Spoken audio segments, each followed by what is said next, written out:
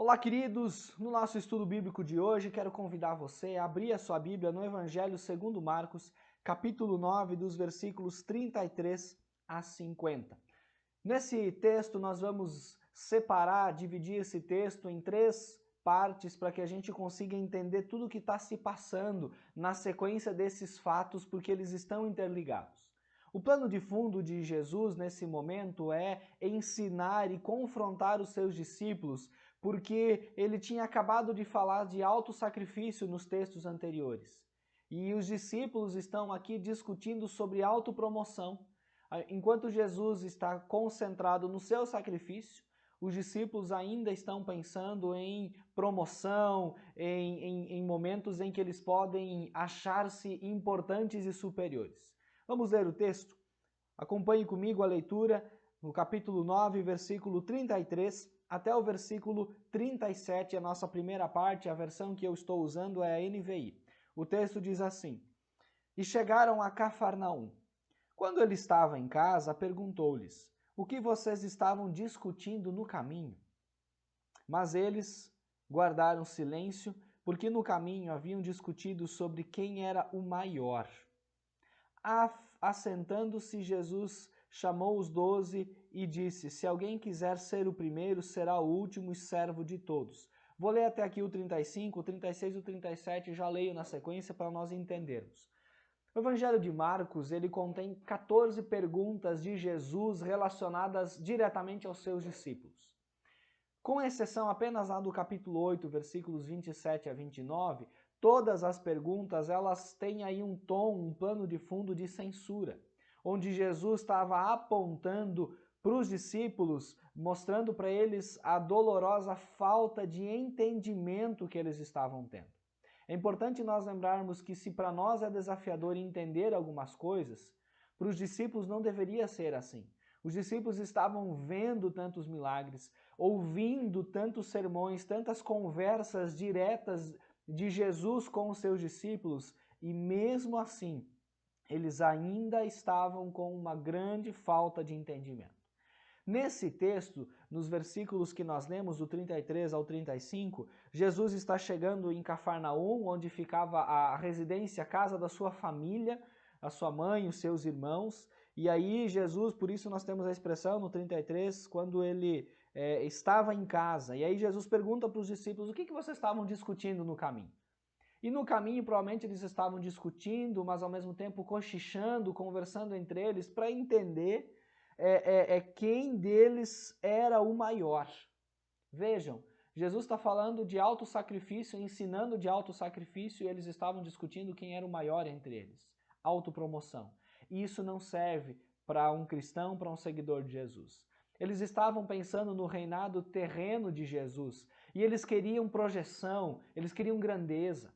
Por trás disso está o orgulho que eles tinham, e muitas vezes quando nós nos sentimos superiores ou melhores do que os outros, nós não podemos ter esse sentimento de superioridade. Nós não podemos nos sentir maiores ou melhores do que as pessoas quando nós somos criados à imagem e semelhança de Deus, e na criação nós somos iguais uns aos outros. O que nos diferencia é o fato de sermos cristãos, crermos em Jesus ou não. E isso não deve ser algo para nós nos acharmos melhores ou superiores aos outros. Nós devemos servir, porque Jesus diz no verso 35, ele chama os 12 e diz: se alguém quiser ser o primeiro, será o último e servo de todos. No contexto, os servos naquele contexto, os escravos, o menor dos escravos era aquele que fazia os serviços mais humilhantes, aqueles menos recompensadores. E aí Jesus está dizendo para eles que a ideia de grandeza para o mundo é exercer poder, autoridade sobre as outras pessoas. Isso é o que o mundo ensina até hoje. Mas a ideia de grandeza dentro do reino de Deus é servir aos outros. Então, você e eu nos tornamos grandes no reino de Deus quando nós servimos. A mensagem de Cristo é que a grandeza ela vem de você servir às outras pessoas. Por isso que nós falamos uma frase que não é para apenas ser um clichê, mas uma frase que deve nos inspirar. Nós servimos ao Senhor servindo as outras pessoas. E isso é algo muito importante e muito relevante. Nos versículos 36 a 37, vou fazer a leitura porque nós temos uma sequência muito interessante. E tomando uma criança, colocou-a no meio deles. Pegando-a nos braços, disse-lhes: Quem recebe uma destas crianças em meu nome está me recebendo. E quem me recebe não está apenas me recebendo, mas também aquele que me enviou. Jesus continua dizendo para eles coisas muito importantes, porque a criança, ela representava naquele contexto os esquecidos, os não notados e até mesmo as pessoas excluídas da sociedade. Ser grande no reino de Deus é cuidar daqueles que são os menos valorizados, que são os mais carentes, os mais necessitados. Jesus está aqui encorajando a demonstrar amor, atenção e cuidado para aqueles que são os mais fracos, que creem em Jesus. A questão está na família da fé, nos sermos cristãos. Precisamos fazer o bem aos outros também, mas como Paulo diz aos Gálatas, lá no capítulo 6, devemos fazer o bem a todos, mas principalmente aos domésticos ou aos da família da fé. Por isso, a ambição humana, ela não vê outro sinal de grandeza senão coroas, status, riqueza, elevada posição e assim por diante na sociedade. Mas Jesus declara que o caminho para a grandeza, o reconhecimento que vem de Deus é cuidar dos mais fracos da família de Deus. Portanto, nós temos que olhar para as crianças, para as pessoas desprezadas, para as pessoas que passam por dificuldades e devemos cuidar dessas pessoas. Através da oração, através de uma conversa, através de uma assistência. Isso são fatos muito importantes que devem ser praticados por todos nós enquanto cristãos. Versículos 38 a 41, acompanhem comigo a leitura na sua Bíblia. Verso 38 diz: Mestre, disse João, vimos um homem expulsando demônios em teu nome, e procuramos impedi-lo, porque não era um dos nossos. Não o impeçam, disse Jesus. Ninguém que faça um milagre em meu nome pode falar mal de mim, logo em seguida, pois quem não é contra nós está a nosso favor. Eu digo a verdade, quem der um copo de água a vocês em meu nome, por vocês pertencerem a Cristo, de modo nenhum perderá a sua recompensa. A linha de pensamento central nesse contexto continua sendo a falta de entendimento dos discípulos, a falta de compreensão. E não é apenas a questão de grandeza ou de serviço aos outros, mas é também de quem está prestando serviço a Jesus. Porque o texto está dizendo que eles estão subindo com Jesus em direção a Jerusalém. Jesus está pronto para sofrer, mas os discípulos estão cheios de ilusões. O pensamento deles, na mente deles, está a ideia de que Jesus vai para conquistar Jerusalém e se tornar rei e governante. Aquilo que os judeus ainda esperavam, mas Jesus não ia para Jerusalém para viver apenas isto. Ele veio para ser rei das nossas vidas, não apenas naquele momento lá, naquele contexto, mas por toda a eternidade. Mas os discípulos estavam com um espírito intolerante e até mesmo exclusivista, e qualquer um que pudesse estar em desacordo com isso, nesse sentido exclusivista, era excluído desse pensamento, dessa ideia dos discípulos. E aí o que nós temos? João, um dos discípulos, ele identifica e diz para Jesus: Mestre, nós vimos um homem expulsando demônios em teu nome. E aí o que eles fizeram? Procuramos impedi-lo, porque ele não era um dos nossos. Desde quando nós temos que ser exclusivistas como igreja? Existem igrejas que pregam um falso evangelho, um pseudo-evangelho. Existem igrejas que distorcem a palavra. Mas existem igrejas sérias que pregam a palavra, que pregam a salvação em Jesus, usando métodos, maneiras e até mesmo liturgias diferentes da nossa, por exemplo. Nós não somos a única igreja que prega o evangelho, e glórias a Deus por isso. Porque existem pessoas que precisam do evangelho onde nós, como denominação, não conseguimos chegar. Então nós não podemos olhar para isso como algo exclusivista. Nós não podemos julgar os outros e nem nos considerar os únicos seguidores de Cristo pelo fato das pessoas não estarem na nossa companhia. Mas também temos que entender que Jesus ele não concorda, não comunga com erros doutrinários. Portanto, existem Como dizia um professor meu na faculdade, no seminário, existem falsas igrejas, falsos líderes, falsos pastores pregando um falso evangelho. Portanto, se a pregação que você ouve, o ensino que você ouve aponta para Jesus, para o sacrifício de Jesus, para crer em Jesus, para confiar em Jesus, para seguir a Jesus, esses são apontamentos que mostram que esses ensinos estão corretos. Se não houver isso, se houver distorções, se houver alguns ensinos dizendo que você precisa prosperar, que você precisa enriquecer financeiramente, que você precisa fazer algumas coisas, alguns rituais que não estão contidos na palavra de Deus, fuja desses ensinos, porque eles não vêm de Deus. E aí nós temos que entender que erros doutrinários, eles não são coisas que Jesus concorda. Jesus espera de nós fidelidade à palavra, ao ensino, fidelidade de crer em Jesus. Mas olha que interessante o verso 41, quando Jesus diz, eu digo a verdade. Quem der um copo de água a vocês em meu nome, por vocês pertencerem a Cristo, de modo nenhum perderá sua recompensa. O que é muito interessante é entender que o copo de água, naquele contexto, era considerado o sinal mínimo de hospitalidade. Quando alguém tinha uma ocasião de fazer uma visita, receber um copo de água significa que você está sendo bem recebido. Era a maneira menor de ter uma ocasião de ser bem recebido no contexto aí de uma visita ou assim por diante. Portanto, um copo de água poderia ser um sinal de hospitalidade até mesmo dado a um inimigo. Um inimigo com sede, um inimigo com uma necessidade, quando recebia um copo de água, ele estava recebendo um sinal de hospitalidade. Aqueles que pregam o evangelho para pessoas que não creem em Jesus, eles estão ali numa ocasião de inimizade. Porque o evangelho se opõe ao mundo, se opõe ao pecado. E enquanto a pessoa não entende que é pecadora, não crê e não confessa Jesus como Senhor e Salvador, ela continua inimiga de Cristo. Mas quando essa pessoa ela dá no sentido da hospitalidade, ela recebe a oportunidade da palavra, nós temos aqui um grande sinal de hospitalidade. E aí Jesus está explicando para os seus discípulos, dizendo, olha, não importa se a pessoa não está caminhando com nós, mas se ela está expulsando demônios em meu nome, glórias a Deus por isso.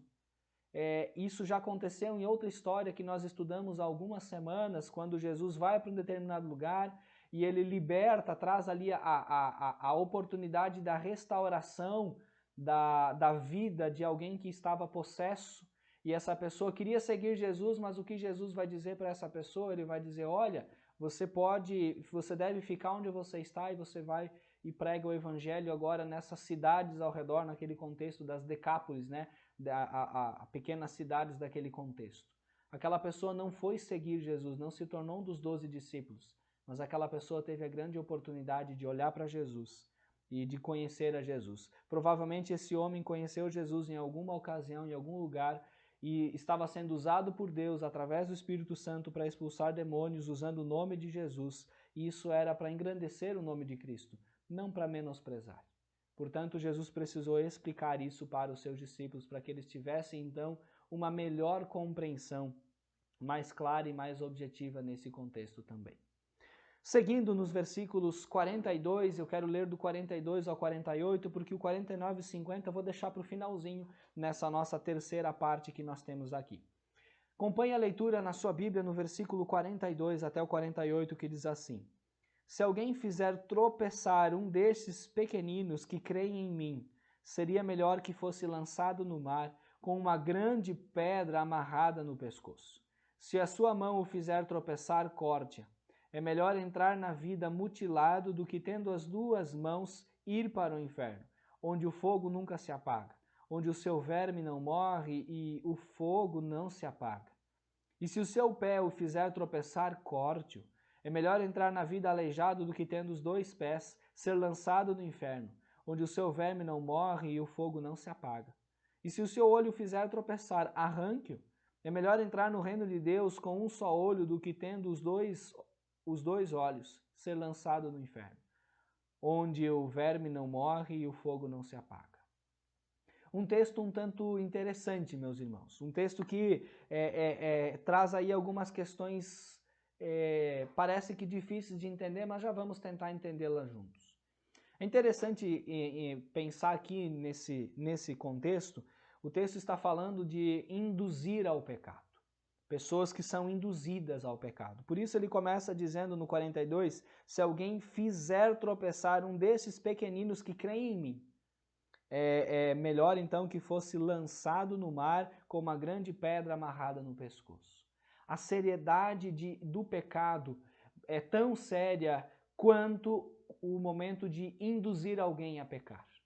Quando eu falo algo que não é agradável, quando eu conto uma mentira, ou seja, o que eu fizer que induza a outra pessoa a pecar, isso é algo terrível e nós devemos evitar isso também.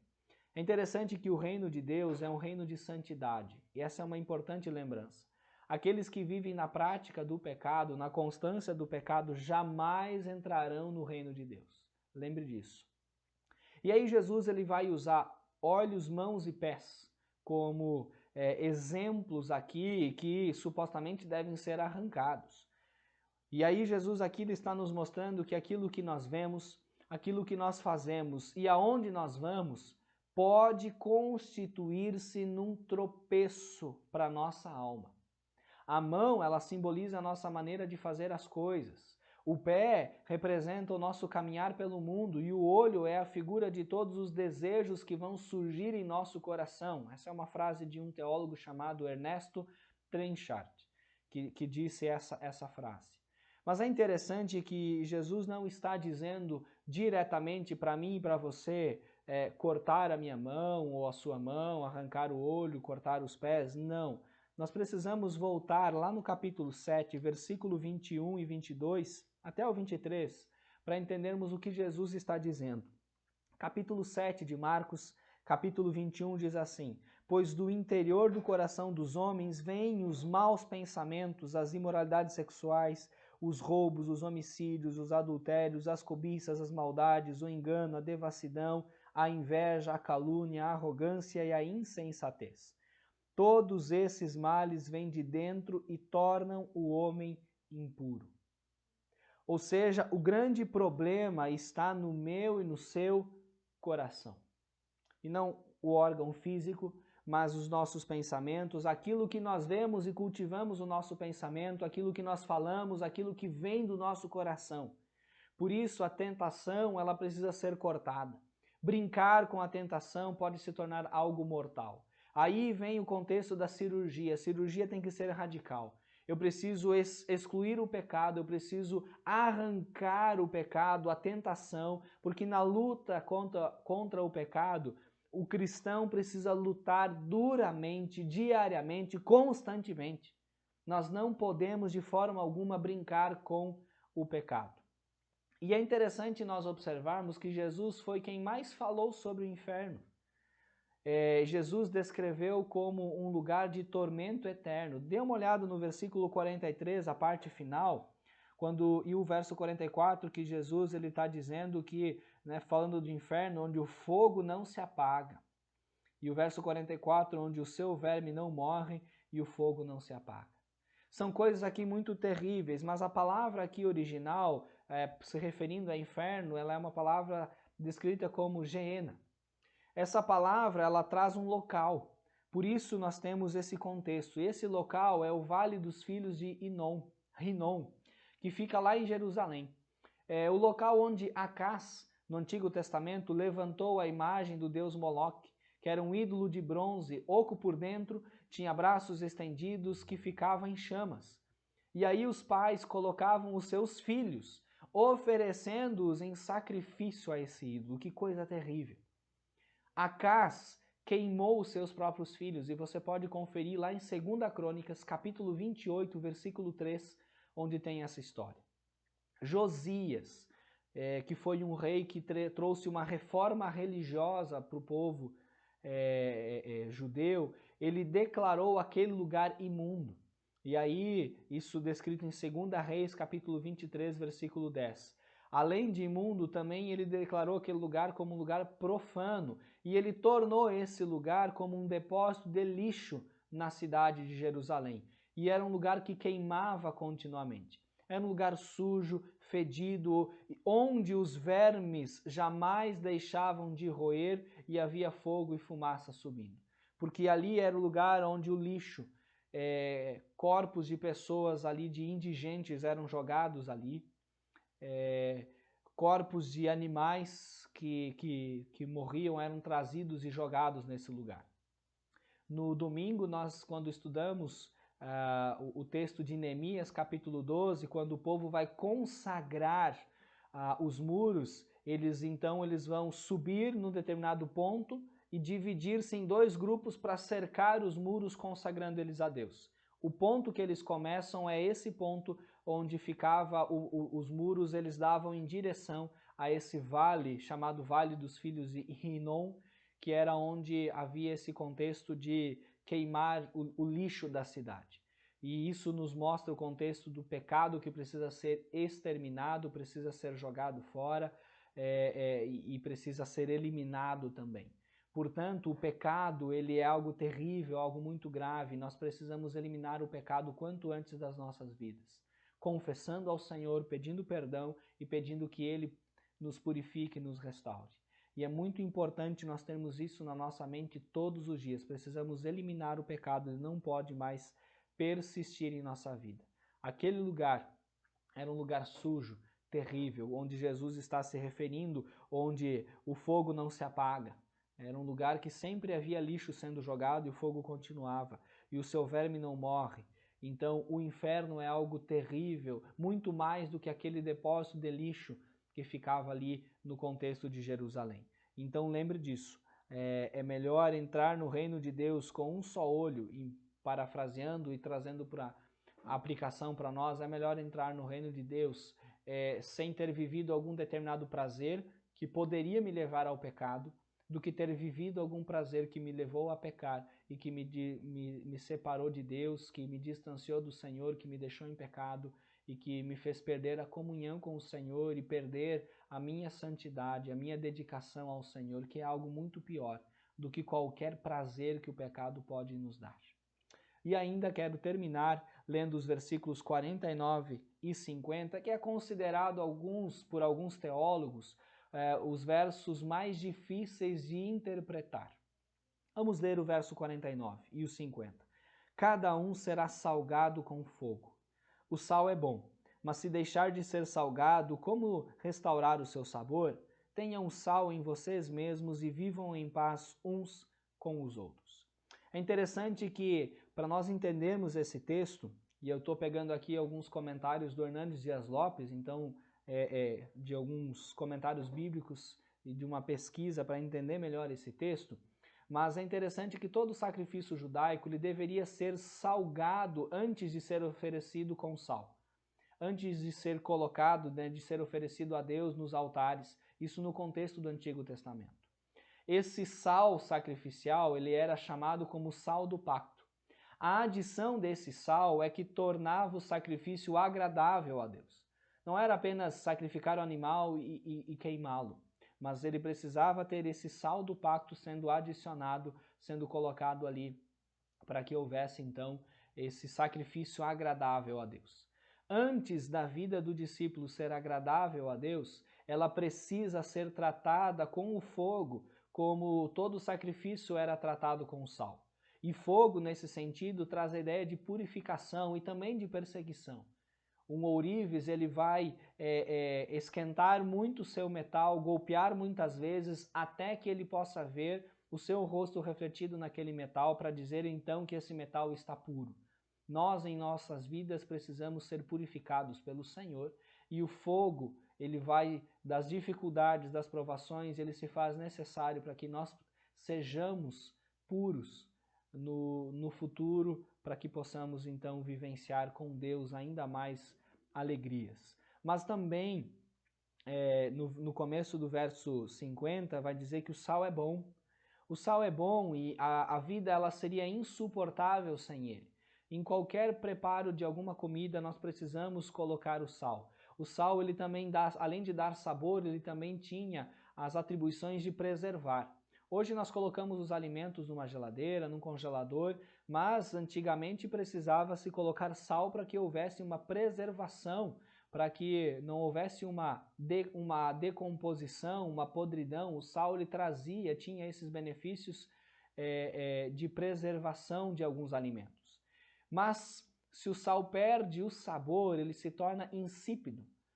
Tornando-se insípido, ele se torna inútil. Apenas o máximo de função que tem é ele ser jogado no chão para servir, para ser pisado, para que houvesse alguma coisa nesse sentido. É importante nós lembrarmos que o mundo ele está num estado de decomposição. Sem a presença da igreja, nós temos que acreditar que a sociedade estaria num estado de putrefação ainda maior. A igreja, ela traz esse sal, a preservação de questões morais, de questões bíblicas, obviamente, e também traz sabor. A igreja, assim como o sal ele derrota a corrupção que inevitavelmente ataca a carne que está morta, o cristão ele precisa coibir a corrupção do mundo, sendo sal da terra. Nós não podemos concordar com o pecado em hipótese alguma. E ainda na parte seguinte do versículo 50, diz assim, tenham sal em vocês mesmos e vivam em paz uns com os outros. Ali diziam que não havia nada no mundo mais puro do que o sal, porque o sal ele procedia das duas coisas mais puras que existiam, o sol e o mar. Jesus está dizendo que nós devemos buscar, nesse texto, ele está dizendo que nós precisamos buscar a santidade e o amor. Nós devemos ter uma relação correta com Deus e com os homens. Discípulos que têm sal em si mesmos e se deixam salgar por Deus e para Deus, eles também vivem em paz entre si. Nós precisamos buscar este sal. Tenham sal em vocês mesmos, para então vivermos em paz uns com os outros. Lembremos dessas afirmações, porque todo o contexto, não existe maior ou menor no reino de Deus, porque nós somos discípulos e devemos servir. As crianças e os desprezados, os menores na sociedade, os não notados, eles precisam ser valorizados. Nós também devemos trabalhar junto com outros cristãos, até mesmo de outras denominações, em prol da causa de Cristo. Nós não devemos ser exclusivistas. Nós não podemos de forma alguma compactuar, concordar com o pecado, mas devemos cuidar do nosso coração e eliminar as tentações e os pecados.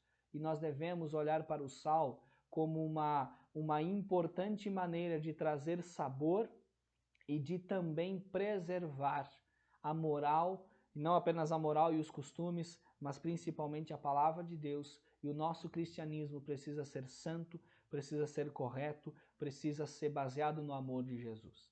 Que eu e você possamos olhar para esse texto. Eu quero te desafiar a lê-lo novamente, a meditar nesse texto, para que cada vez mais nós possamos entender a vontade do Senhor. Quero fazer uma oração para nós encerrarmos esse momento.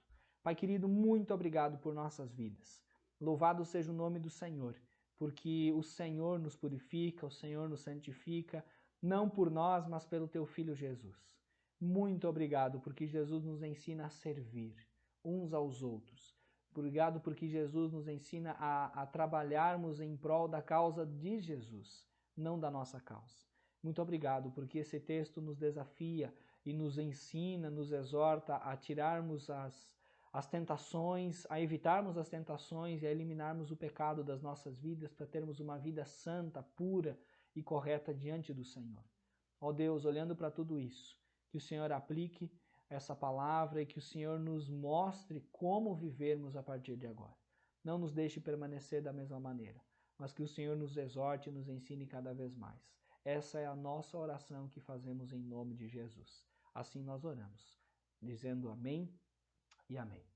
Queridos, uma excelente semana. Lembrando que no próximo sábado, às 7 da manhã, nós temos o nosso tempo de oração, você está convidado. E no domingo nós temos o nosso tempo de celebrar a Jesus, de prestar culto em comunhão, você está convidado também.